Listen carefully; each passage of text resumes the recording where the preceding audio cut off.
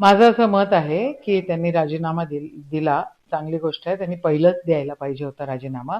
आरोप जेव्हा झाले तेव्हाच द्यायला पाहिजे होता. आणि त्यांच्या सकट अजून भरपूर सारे मंत्री त्या ठिकाणी आहेत, त्यांचे पण राजीनामे व्हायला पाहिजे.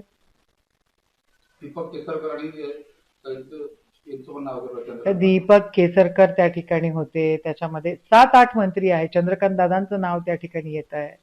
तर हे सगळे कोणचे नाव आहेत, होम मिनिस्ट्रीला मी सांगायची गरज नाही आहे की कोणचे नाव आहेत, कोणाकोणाचे व्हिडिओ आहे, कोण जाऊन तिथे ते पाद्यपूजन करत होतं, त्यांचे सगळ्यांचे नावं घ्या आणि त्यांना राजीनामा द्यायला लावा.